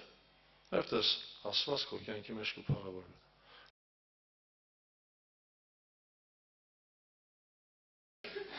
Մեր Տեր Հիսուս Քրիստոսի անունը փառավորվի, եղբայրներ, քուրեր։ Աստված իր առատ ողորմությամբ եւ սիրով մեզի կյանք պարգևեց, որպեսզի մենք հաղորդակցվենք Աստծո խոսքի հետ, գտնվելով Աստծո տան մեջ, ունենանք մաքուր խեղճմտանք եւ անկեղծ հավատք, որպեսզի Աստծո փառքի գործը մեր վրա հաստատվի։ Եվ ինչպես աղոթքի մեջ եղբայրը հիշեց, որ այո, մենք պիտի նորոգվենք Աստծո պատկերի պես, Աստծո նմանությամբ, եղբայրներ, քուրեր, որտեղ այո, Աստված կարդում ենք, որ իր պատկերով ու նմանությամբ ստեղծեց մարդը։ Եվ այսօր էլ Աստծո խոսքը Սուրբ Հոգու միջոցով մեր բոլորի կյանքի մեջ այս գործը կկատարի, որպեսզի մենք նորոգվենք այդ նմանությանն ու պատկերին, եղբայրներ, քուրեր։ Եվ դրա համար Աստված իր խոսքի միջոցով, տարբեր միջոցներով, խոսքի քարոզչությամբ ինչ կենե, խոսակը մեր ամենքի սրտերի հետ, որպեսզի մենք ոչ մենակ փոխենք մեր դուրսը, փոխենք նաև մեր ներսը, Աստծո խոսքի զորությամբ։ Թող Տերը փառավորվի։ Հիշում եք, Տերը երբ որ մտավ Երուսաղեմի տաճար, այնտեղ տեսավ, ինչ տեսավ, աղավնի ծախողներ, փոխողներ, չէ, այդպիսի իրավիճակում էր Երուսաղեմում Աստծո տաճարը, եւ գրված է, որ Տիրոջ նախանձը շարժեց, Տիրոջ տան նախանձը եւ դուրս հանեց այդ ամենը եւ ասեց. գրված է, որ իմ հորտունը աղոթքի տուն պիտի կոչվի։ Փառք մեր Տիրոջ, եղբայրներ, քուրեր, որ այսօր Աստված մեր բոլորի կյանքի մեջ գործ է սկսել, որպեսզի մենք էլ լինենք Աստծուն հաճելի մարդ, Աստծո ուզած մարդը։ Դրա համար, եղբայրներ, քուրեր, իմ սրտում դրված է խոսելու ճիշտ զղջման եւ ապաշխարության մասին։ Այսօր շատ կարեւոր է, որ մեր զղջումն ու ապաշխարությունը լինի Աստծուն հաճելի, Աստծո ուզածով, Աստծո խոսքի համեմատ։ Գիտեք, եւ Սուրբ Գրքի մեջ համարներ կա, որ ես պիտի կարդամ, որպեսզի մենք նայենք այն խոսքին, որ Աստված մեր առջև բացե կը։ Կարդում եմ Երկրորդ Կորինթացիների 7-րդ գլխի մեջ, որտեղ որ Պողոս առաքյալը խոսում է այդ մարդին, այդ մասին 9 խոսքից պիտի կարդամ։ Արդ ուրախ եմ ոչ թե որ դերմեցակ, հապա որ ապաշխարության համար դերմեցակ, որովհետև դուք Աստծո ուզածի պես տրտմեցաք, այնպես որ բանովն ալ ձեզի չվնասեցի, վասնզի Աստծո ուզածի պես եղած տրտմությունը փրկության համար ապաշխարության կառաջնորդ է, որ չի զղջացնե, բայց աշխարհի տրտմությունը մահ կպատճառե։ Այս խոսքերի մեջ մենք ինչ ենք տեսնում, որ այո, Պողոս առաքյալը խոսում է, որ ես ուրախ եմ, ինչի համար, որ տրտմել եք, այսինքն տխրել եք, տրտմություններ եք, Պողոսը խոսում է, որ նա այո Աստծո ավետարանի խոսքն էր խոսած է, եւ դա մարդկանց մեջ տրտմություն էր բերել։ Եվ ինչ տրտմություն էր, որ ասում է, որ ես ուրախ եմ եւ չեմ զղջա դրա համար, որտեղ ինչ էր տեղի ունեցել, եղբայրներ քույրեր, որ այդ տրտմության հետևանքում ինչ էր առաջացել, որ հաբա ապաշխարության համար տրտմեցաք, եղբայրներ քույրեր։ Տրտմել էին ապաշխարության համար, որ այսօր շատ մենք երկար տարիներ, ամեն անգամ մասնակցում ենք ժողովներին, խոսքի վկայությունն ենք լսում Աստծո, եւ հետաքրքիր է, այդ խոսքը լսելով մենք տեսնում ենք մեր պակասությունները։ Այստեղից այո մենք եկել ենք Տիրոջը հանդիպելու եւ ամեն Տիրոջ հանդիպումը դա մեզի ուրախություն է, բայց նաեւ Տիրոջ հանդիպման մեջ մենք Տերը լույս է եւ այդ լույսի մեջ Աստծո խոսքը լույս է, երբ որ եղբայրները խոսում են Աստծո խոսքը, դա լուսավորելու է մեր ներսի աշխարհը եւ այո տեսնելու ենք այն պակասությունները, որ մեր մեջ կա։ Աստծո խոսքը եկել է մեզ լուսավորելու համար։ Դրա համար Պողոս առաքյալը ասում է, որ դուք տրտմակ, այո մենք նաեւ պիտի տրտմություն ունենանք, ապա որը պիտի առաջնորդի ապաշխարության, եղբայրներ քույրեր։ Այսինքն տեսնելով Աստծո խոսքից այն պակասությունները, որ մեր կյանքի մեջ կա, որ Աստծո խոսքը կլուսավորե եւ բնական է, որ մենք պիտի տրտմենք։ Աշխարհի տրտմությունը ինչպիսին է, մենք որ աշխարհում եղել ենք, տրտմել ենք ինչի համար, որ ասենք մեր հարևանը կամ մեր ընկերը կամ մի բան ունեցել է, ես չունիմ, տխրել եմ, չէ՞։ Այս տրտմությունով ենք մենք ապրել։ Մեկի կյանքում էս բանն եղել է, իմ կյանքում չի եղել, տրտմել ենք։ Բայց ավետարանի տրտմությունը ինչու՞մն է, եղբայրներ քույրեր։ Երբևէ տրտմել եմ, որ ես համբերության մեջ պակաս եմ, սիրո մեջ պակաս եմ, Աստծո տան գործի մեջ պակաս եմ։ Տրտմում ենք, եղբայրներ քույրեր։ Տրտմում եմ, երբ որ եղբայրները խոսում են, որ այո, աղոթքի կյանք է պետք ունենալ եւ իմ մոտ աղոթքի կյանքը չի ստացվում։ Ավելի շատ զբաղված եմ իմ գործերով, կա այս տրտմությունը։ Տրտմում եմ, երբ որ Աստծո խոսքի հետ հաղորդակցություն չունեմ։ Տրտմում եմ, երբ որ Աստծո խոսքի հայտնություն չկա իմ կյանքի մեջ։ Բայց ես շատ անգամ տրտմում եմ, երբ որ մեկը ինձ կարող է կոպիտ է խոսացել, ես դրանից տրտմում եմ, եղբայրներ քույրեր։ Թող Աստված օգնի եւ այստեղ մենք ինչ ենք տեսնում, որ այո, Պողոս առաքյալը այսպես ասում. դուք Աստծո ուզածի պես տրտմեցաք։ Կա տրտմություն, որ Աստծո ուզածով է, Աստծո ուզածի պես է, որտեղ այդ տրտմությունը, եղբայրներ քույրեր, այդ տրտմությունը ուր է տանում։ Ուր է տանում, կարդանք, ուզածի պես տրտմությունը, Աստծո ուզածի պես տրտմությունը փրկության համար ապաշխարության կառաջնորդ է։ Տիրոջ անունը փառավորվի, եղբայրներ քույրեր։ Ինչ լավ է, որ մենք այո, այս տրտմության մեջ գտնվենք, ոչ թե մարմնավոր աշխարհի բաների տրտմության մեջ, ինչպես ներքևի համարներում Պողոս առաքյալն ինչ գսե, որը առաջնորդ է ինչ է փրկության, բայց գսե աշխարհի տրտմությունը մահ կպատճառե։ Եթե ես տրտմած եմ աշխարհի բաների վրայով, ավետարանը Աստծո խոսքն ասում է, որ դա ինձ մահվան կտանի։ Եկեք ուրեմն մենք տրտմենք Աստծո ուզածի պես։ Աստծո խոսքը ընդունելով մեր կյանքի մեջ, ինչպես Տիմոթեոսի թղթերի մեջ Պողոս առաքյալը ինչ ասում, չէ, բոլոր գիրքը Աստծո շունչն է եւ օգտակար է, սովորեցնելու, խրատելու, չէ, հանդիմանելու, շտկելու, որպեսզի Աստծո մարդը ամեն բանի մեջ կատարյալ եղնի։ Եթե այսօր ես տրտմած եմ Աստծո խոսքից, որ իմ կյանքի մեջ կան բացապակասություններ, հեսա Աստծո ուզածի պես տրտմությունն է, որը ինձ ու քեզ կառաջնորդի ինչի փրկության, ապաշխարության համար, եղբայրներ ջան, քույրեր ջան։ Եվ տեսեք, Աստված ինչին կնայ, եղբայրներ քույրեր, որ մեր զղջումը լինի Աստծո ուզածի պես։ Տեսեք, Սուրբ գրքում կան համարներ, ես մի տեղից պիտի նորից օրինակ բերեմ, Հովանու ավետարանի մեջ հիշում ենք այն տեղը 8-րդ գլխի մեջ կարդում ենք հետևյալի մասին, որ երբ որ մի մեղավոր կնոջ բերել են Տիրոջ առաջ, մենք գիտենք բոլորս այս պատմության ամբողջ տեսարանը, ինչի համար են բերել, նպատակը ինչն էր, բայց կուզեմ, որ մենք ուշադրություն դարձնենք մի կարևոր կետի վրա, երբ որ Հիսուսը խոսեց այս մարդկանց հետ, եղբայրներ քույրեր, գիտեք, չէ, Հիսուսին հարց տվին, Մովսեսը այսպես է ասում, դու ինչ կսես, եւ երբ որ Հիսուսը խոսեց, ասեց, ով որ ձեր մեջ աշտար է, թող առաջինը քարը գցե անոր վրա, եւ մենք ինչ ենք կարդում, անոնք այս լսելով լսեցին Աստծո խոսքը, եղբայրներ քույրեր, հետաքրքիր է, չէ, Հիսուսի խոսքը լսեցին, թե Հիսուս ինչ սավ իրանց, եւ մենք էլ այսօր շատերս լսում ենք, չէ, եղբայրների միջոցով Աստծո խոսքը, որ եղբայրները բոլորիս փոխանցում են, եւ գսե անոնք այս լսելով իրենց խժմտանքեն հանդիմանվելով մեկիկ դուրս ելան, եւ մեծից փոքր այդպես գրված է, ծերերեն սկսած մինչև հետինները Հիսուսը մենակ մնաց եւ կինը մեջտեղը կանգնած։ Ինչ տեղի ունեցավ։ Լսեցին Աստծո խոսքը եւ իրանց խժմտանքից ինչ եղան։ Հանդիմանվան, չէ՞ որ ճիշտ բան չեն կենեն իրանք։ Ինչի համար որ եկել էին, չէ՞, այդ խժմտանքի հանդիմանեց իրանց կյանքի մեջ։ Աստծո Հիսուսի խոսքը լսելով։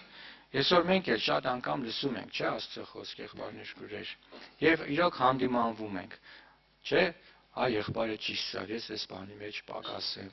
ես այս բանը սխալ որոշում եի կայացրել, մենք որոշել ենք, չէ՞, Հիսուսին փորձել, չէ՞, այս մարդիկ այդպես մտածեցին, հանդիմանվան, որ իրանք ուզում էին Հիսուսին փորձել, ոչ թե իրական Աստծո աշտարությունը տեսնեին։ Այդպես, բայց հանդիմանվան եւ հետ կանգնան իրանց որոշումից, չէ՞, որոշել էին, որ այդ կնոջ ինչ կնեին, քարկոծեին։ Բայց հարցը հետեւյալն է. իսկ քանիսը այս վիճակից հետո, իրանց հետ կատարվածից հետո, իրանց լսած բանից հետո եկան Հիսուսի մոտ։ Քանիսն եկան Հիսուսի մոտ։ Այ ամբողջ խնդիրը սիկ է, եղբայրներ քույրեր, որ իրանք տրտման, չէ, այ մենք սխալ բան կենենք, բայց Հիսուսին չեկան։ Դրա համար, եղբայրներ քույրեր, շատ կարևոր է զղջումը, տրտմությունը Աստծո ուզածի պես, որ մենք մեր սիրտը ոչ թե մեր խժմտանքը միայն մեզ հանդիման է, եղբայրներ քույրեր ջան, հիշում եք, եթե ձեր սրտերը ձեզ հանդիմանեն, Աստված ավելի մեծ է։ Ուրեմն Աստծո հանդիմանությունը, Աստծո խոսքից եկած հանդիմանությունը մարդուն կտանի ինչի։ Ապաշխարության։ Որ մարդուն, ով որ իր սիրտը այդ խոսքի առաջ բացեք է, եղբայրներ քույրեր, չի բավարարվի մենակ լոկ այդ պահի ազդեցությունից, եղբայրը լավ բան սա ես սխալվել էի, բայց սխալվելուց հետո ես պիտի կամ Հիսուսին։ Հիշում եք, երբ որ Հիսուսը բորոդներին բժշկեց, չէ՞, 10 էլ բորոդ էին, բայց գրված է մեկը հետ եկավ։ Այստեղ էլ բժշկության պարագայի մեջ 10 էլ բժշկվել էին, եղբայրներ քույրեր։ 10-ի կյանքի մեջ Աստծո գործն էր կատարվել, բժշկություն էր տեղ ունեցել, բայց գրված է, որ մեկը հետ եկավ։ Մեկը եկավ Հիսուսի առաջ, մեկը Տիրոջը փառաբանեց։ Եթե իմ կյանքի մեջ եղել է այդ զղջումը, տեսել եմ իմ վիճակը, մեղավոր վիճակը, բայց ինչ տեղի կունենա։ Նորից այդ զղջումը ինձ չի մեղել, որ ես կամ Հիսուսի ոտքերի առաջ, ես կամ Հիսուսի մեջ եւ ասեմ, ինչ եմ Տեր Աստված, ինչ եղնեմ, որ այս բանը իմ կյանքիս մեջ տեղի չունենա։ Ես զղջամ գերածիս համար, բայց չեմ ուզի այդ կյանքով ապրեմ, չեմ ուզի այդ վիճակի մեջ մնամ։ Եվ տեսեք, այդպիսի լավ օրինակ է գրված մեզ բոլորիս համար Գործք առաքելոցի մեջ, որտեղ որ մենք տեսնում ենք ինչպիսի զղջում կար, ինչպիսի առաջնորդություն եւ օրհնություն կար այդ ժամանակի մեջ, երբ որ Գործք առաքելոցի մեջ Պետրոս առաքյալների հետ միասին քարոզեցին Քրիստոսին, վկայեցին Տիրոջը,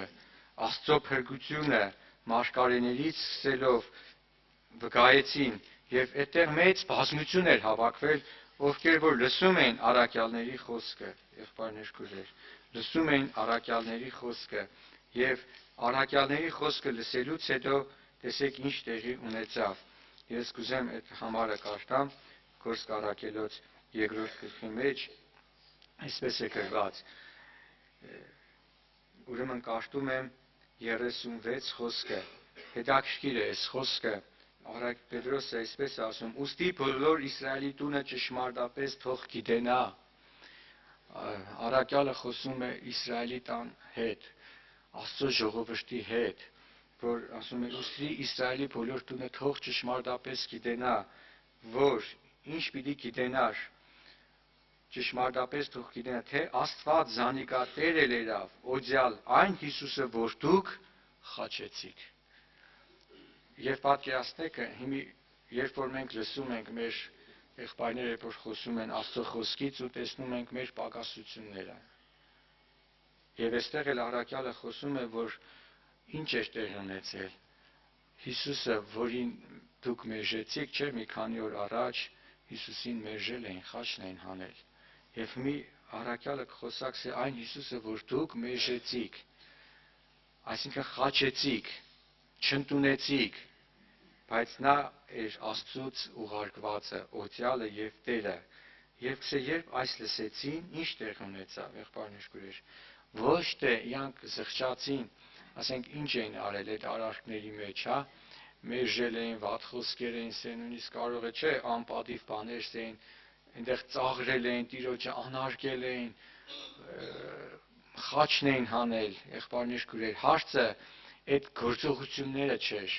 որ իրանք կատարել էր Իսրայելի տունը համաձայն են եղել ընողների հետ նաև, այլ ամբողջ խնդիրը ինչի մեջ էր։ Մենք շատ անգամ գալիս, ինչ ենք խոսում, եղբայր ջան, այս արարքն եմ գործել, այս խնդիրն եմ ելել։ Մենք միայն խնդիրը կտեսնենք այդ արարքը գործելու մեջ, բայց չենք տեսնում ինչի դա տեղի կունենա։ Ինչի մերժեցին Քրիստոսին, ինչ էր պատճառը, որտեվ Հիսուսը ինչ կսեր, դուք զիս չեք կնանտունել, որտեվ իմ խոսքս ձեր մեջ տեղ չունի։ Եթե Աստծո խոսքը իմ մեջ տեղ չունի, եղբայրներ քույրեր, ես պատրաստ եմ ամեն վատ բանն էլ անելու։ Այսինքն, եւ դրա համար իրանք ինչի համար կսե, երբ այս ասիկա լսեցին, իրենց սերտերի մեջ զղջացին։ Տրտման, չէ՞, տրտմություն կա, երբ որ մենք կզղջանք, ես կուզեմ այս հարցը ամեն մեկից տանք։ Երբ որ մենք կզղջանք, եղբայրներ քույրեր, մենք տրտմություն կունենանք, թե չէ։ Եվ սեյան սերտի մեջ զղջացին, եւ զղջալուց հետո ինչ տեղի ունեցավ, գրված է։ Եվ Սիմոն Պետրոսի եւ մյուս առաքյալների, մարդիկ եղբայրներ, ինչ ենք։ Չզղջացին ու թողին գնացին, զղջացինք, թողին գնացինք։ Ինչ ենք, սխալ ենք գործել, սխալվել եմ, ինչ ենք, որ իմ սխալս ուղղեմ։ Զղջացել եմ, որ մերժել եմ Քրիստոսին։ Եվ Քրիստոսին մերժելով սխալմունքներ է տեղի ունեցել, իմ կյանքի մեջ խավարն է իշխել։ Երբ որ մենք պակասենք, չէ, մենք մի հատ այդպես երկ ունենք, թե երբ տգարեմ, հին Ադամն է ինձ հյուր գալիս, չէ։ Երբ որ տգարության մեջ եմ ապրել, Քրիստոսի հետ հաղորդակցություն չի ուղղել, դե հին Ադամը իր գործը պիտի անե, եղբայրներ քույրեր։ Մենք մենակ այդ գործը խոստովանվելով չենք զղջա, որ Տեր ջան, ես քեզնից ընկա։ Քո ներկայությունից, քո խոսքից պակսեցա, որ իմ մեջս այդ բանը տեղի ունեցավ։ Լավ է, ես կզղջամ, որ այսինքն ինչի համար զղջացին, որ գենաց առաջնորդը մերժեցին։ Կյանքի աղբյուրը, չէ, այդպես խոսքակցե, իմ ժողովուրդը երկու մեղ գործեց, զիս կյանքի աղբյուրը թողեցին եւ իրենց ծագոտ գուբեր փորեցին։ Մենք ինչ կտեսնենք, եղբայրներ քույրեր, որ ամեն խնդիրը, անմաքուր բաները մեր կյանքի մեջ կառաջանան, երբ որ մենք Քրիստոսից կպակսենք։ Քրիստոսին մերժելով է, որ խավարը կներգործե մարդու կյանքի մեջ, բայց զղջում է ինչի մեջ է, որ Տեր, եւ ես այս համարը կկարդամ եւ մենք աղոթքի կկանգնենք։ Հովանոց թղթերի մեջ այսպես է գրված։ Կարդամ Տիրոջ խոսքը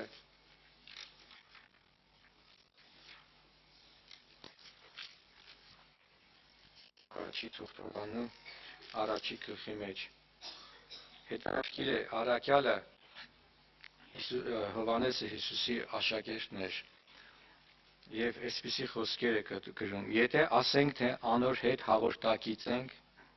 ու խավարի մեջ պտտենք, ինչ կնանագի խավարի մեջ քայլել, եղբայրներ քուրեր։ Այսինքն մենք մի ժամանակ չէ թե խավարի մեջ ենք եւ մեր գործերն էլ էր խավար։ Բայց հիմա ասենք եթե ասենք անոր հետ հաղորդակից ենք ու խավարի մեջ պտտենք, սուտ կխոսանք եւ ճշմարտությունը չենք սե։ Եթե ես Աստծուն հաղորդակից եմ, այսինքն լույսին հաղորդակից եմ, ուրեմն իմ կյանքը լուսավորվել է, չէ՞, լույսի մեջ պիտի քայլեմ, բայց քայլում եմ իմ գործս, ամենը խավար է, նշկուրեր։ Սուտ կխոսանք եւ ճշմարտությունը չենք սե։ Ուրեմն ճշմարտությունը սել է պետք եղբայրներ եւ ճշմարտությունը Աստծո խոսքն է, որ լուսավորեկը եւ մեզի լույսինք բերե, խավարի գործերը եւ ոչ մենակ հանդիմանեկը նաեւ բժշկությունը ցույց կտա։ Դրա համար առաքյալները երբ որ ասեցին մենք ինչ ենք եղբայրներ, ասեցին գնացեք կորսրեք, Հիսուսին խաչն եք անել, ձեզի բժշկություն չկա։ Սին ինչ ենք եւ գիտեք պատասխանն ինչ եղավ, չեսավ։ Ամեն մեկը թողվեր զղջում էր տեղ ունեցե։ Եվ շարունակեք ասե, հապա եթե լույսի մեջ քայլենք, ինչպես նա լույսի մեջ է, իրարու հետ հաղորդակից կլանք, ու անոր որդի Հիսուս Քրիստոսի արյունը մեզ ամեն մեղքեք սրբե։ Եթե սենք մեղքը չունենք, ինքնից կխաբենք ու մեր մեջ ճշմարտություն չկա։ Եթե մեր մեջ ճշմարտություն կա, այսինքն Աստծո խոսք կա,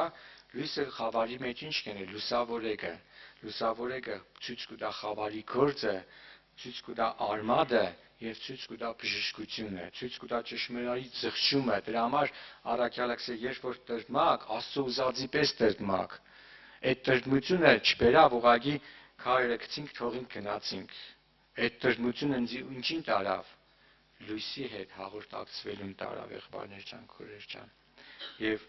երբ որ լույսի հետ կհաղորդակցվենք, Աստծո խոսքի որդու հետ կհաղորդակցվենք, կատարվի այս խոսքը։ Եվ որ անոր որդի Հիսուս Քրիստոսի արյունը մեզ ամեն մեղքեք սրբե։ Եթե խոստովանվենք մեղքերնից, հավատարում է արտար անիկա մեր մեղքերին թողություն տալու եւ մեզ ամեն անիրավությունից մաքրելու։ Եթե ասենք մեղքը չգործեցինք, սա խոսքը ցուցնենք զանիկա ու անոր խոսքը